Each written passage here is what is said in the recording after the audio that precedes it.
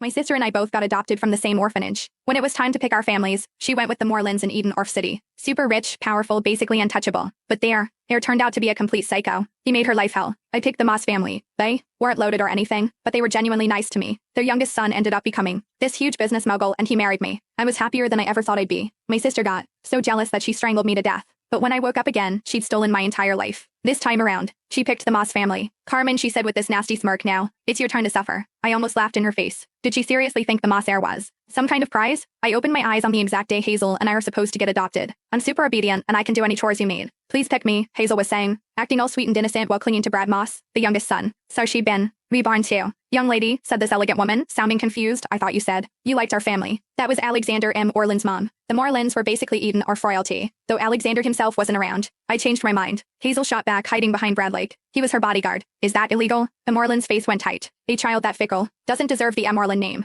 Then she looked at me, and her expression softened. You seem like a sweet girl. Come with me. We have a son at home I think you'll like. I just nodded and took her. Hazel's eyes lit up like she just won the lottery, but she had no clue. Sure, everyone was scared of Alexander and his weird personality, but I was way more terrified of Brad. That guy was cold as a snake. In my past life, I'd spent years trying to get away from him. This time she'd basically done me the biggest favor ever. When Mrs. Moreland went outside to get the car, Hazel came up to me with this smug look. Enjoy your new life, Carmen, she whispered. This time, you're the one who's gonna suffer. I didn't even answer. Her little victory dance was pathetic. She thought she'd scored big. The joke was on her. She hadn't escaped anything. She just jumped straight into a nightmare, way worse than anything she could imagine. After I got to the M. Orland place, Mrs. M. Orland gave me my own suite and hired a bunch of tutors for piano, dance, and etiquette. She was nice but straight with me. Honey, I'll be honest. I adopted you to find a match for my son. You need to work hard at this. Alexander gets back from overseas in a month. If he likes you, you're set for life. Remember, he's getting everything one day. From my past life, I knew Alexander couldn't stand Hazel, and she'd had a terrible time here. I didn't expect the cold, distant heir to like me either. I needed my own backup plan. A month later, the Morelands threw this huge party to welcome Alexander home. All the big shots in Edenorf showed up, including the Moss family since they had business connections. Across the ballroom, Hazel spotted me right away. She was wearing this white dress, trying to look all innocent, and came gliding over with a sharp smile. Have fun tonight, Carmen, she whispered. This is